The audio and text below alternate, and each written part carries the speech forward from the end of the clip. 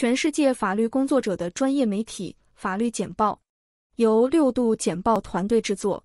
大型科技公司竞争对手参与美国数字贸易之争。华盛顿邮报，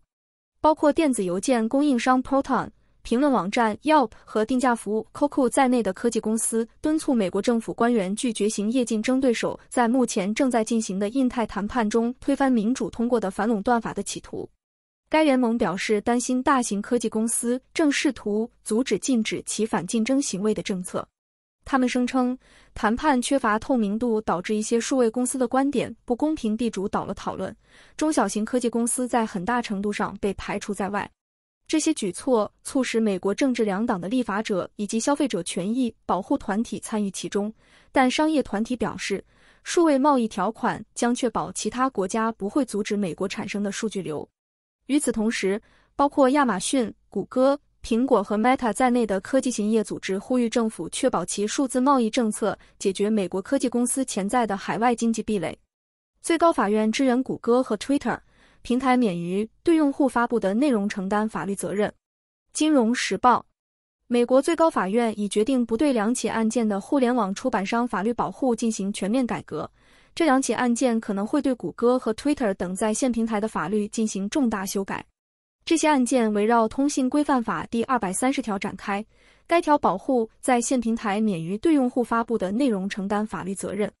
这些案件是在 ISIS 袭击中丧生的人的家属指控这些公司通过允许恐怖组织通过其管道传播内容来说明恐怖组织之后提起的。法官裁定这些公司没有过错。检查你的人工智慧老板软体工具是否存在偏见。美联社，美国平等就业机会委员会主席夏洛特·伯罗斯 Charlotte Burrows 警告说，工作场所的人工智慧驱动监控工具可能会违反歧视法。Burrows 表示，如果公司使用这种跟踪系统并使用不公平的偏袒候选人的演算法，委员会将毫不犹豫地进行干预。该机构最近发布了有关就业决策中人工智慧自动化的指南，旨在帮助企业和技术供应商了解如何遵守法律。Burrows 引用简历筛选软体作为 AI 如何产生有偏见的结果的一个例子。亚马逊在意识到他偏爱男性员工后放弃了自己的招聘软体，因为它是基于公司自己的男性主导的技术工作力。法国城市开始调查将马克龙描绘为希特勒的海报。法国国际广播电台，阿维尼翁的政治海报导致市政厅提出投诉，并促使南部 Pocca 地区主席 Renaud Muselier 作出回应。法国马克龙的头像被一位艺术家用作反对使用宪法第 49.3 条在国民议会通过养老金改革的竞选海报的中心人物。这些图像是通过复制今年早些时候在该镇创作的壁画制作的。检察官声称，肇事者可能会因挑衅行为和侮辱总统而被判处数月监禁，并处以巨额罚款。特朗普声称德桑蒂斯的魔力消失了，律师退出了法律团队。英国独立报，美国前总统唐纳德·特朗普利用他的社交媒体平台 Truth Social 攻击佛罗里达州州长罗恩·德桑蒂斯 Ron DeSantis， 这是他在2024年共和党总统候选人提名中的最大竞争对手。特朗普发布了《纽约时报》和《新闻周刊》的报道，以破坏德桑蒂斯，因为后者的2次代言在周二晚上在肯塔基州和杰克逊维尔的关键比赛中失利。特朗普说，罗恩的魔力消失了。特朗普还对美国最高法院推翻罗伊诉韦德案的决定表示赞誉，声称如果没有他的3名提名人，堕胎禁令是不可能的，并质疑德桑蒂斯为期6周的堕胎禁令，声称这过于苛刻，损害了他在女性选民中的形象。主要律师蒂莫西·帕拉尔托雷 Timothy Parator 负责代表特朗普的法律团队，负责司法部特别顾问杰克·史密斯 Jack Smith 对在他的马阿拉戈庄园发现的机密文件进行调查。他宣布他将离开团队。调查显示出接近尾声的迹象。共和党的一项民意调查显示，如果唐纳德·特朗普联邦和州对其行为的刑事调查的进一步刑事指控，拜登总统将大幅领先于特朗普。摩根大通诉讼，女性说她们被爱泼斯坦虐待。路透社，摩根大通正在寻求曼哈顿地区检察官阿尔文·布拉格 Alvin Bragg 的文件，作为女性对该银行提起的诉讼的一部分。这些女性说她们被杰弗里·爱泼斯坦虐待。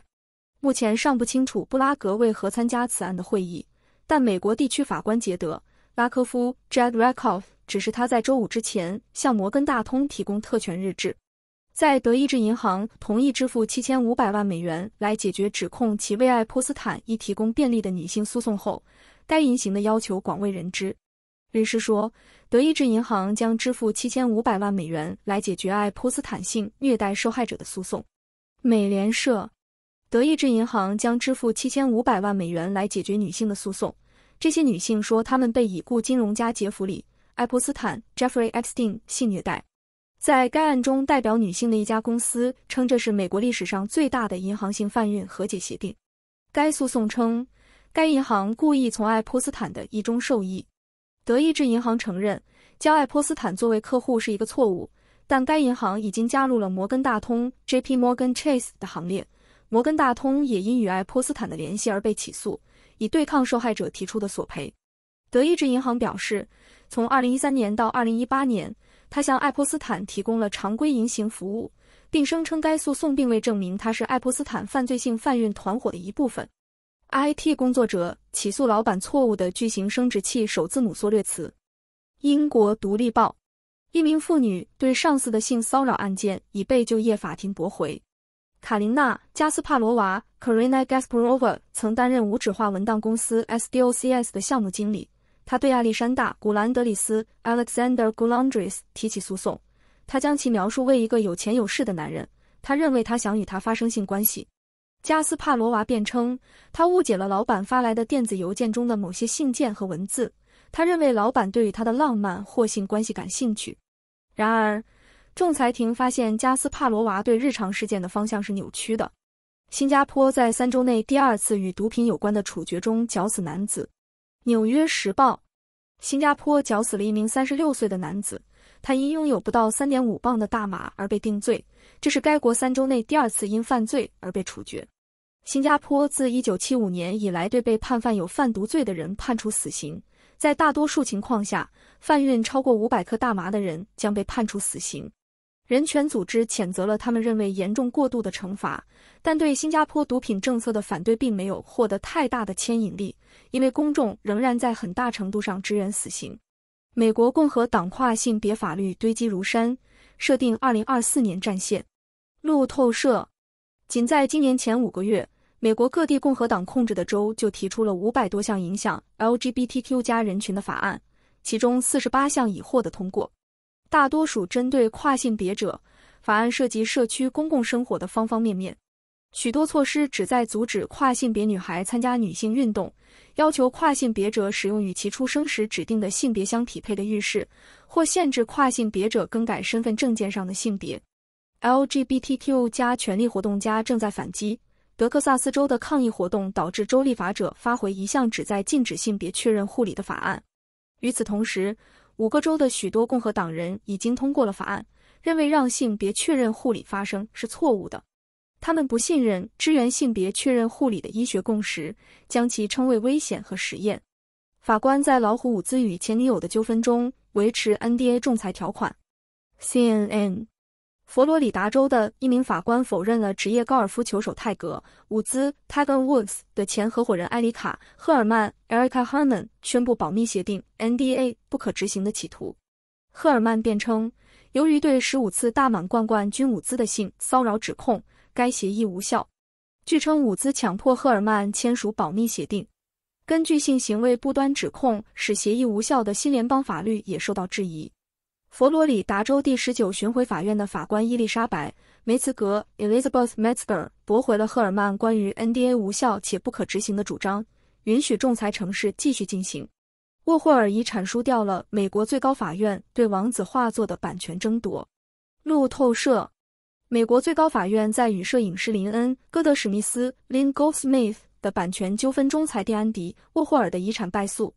案件的中心是沃霍尔在一系列丝网印刷图像中使用戈德史密斯拍摄的歌手普林斯的照片。法院维持了一项裁决，即沃霍尔的作品不能免于戈德史密斯的版权侵权诉讼。该案被认为具有重要意义，因为它对允许在某些条件下未经许可使用受保护作品的合理使用原则的潜在影响。美国法院就价值278亿美元的安静地平线交易发出临时限制令。路透社，美国地方法院已下令暂时停止安静以278亿美元收购地平线治疗公司，等待 FTC 诉讼。两家公司要求下订单，收购至少要到9月15日或法院裁决后的第2个工作日才能进行。谢谢大家收看法律简报。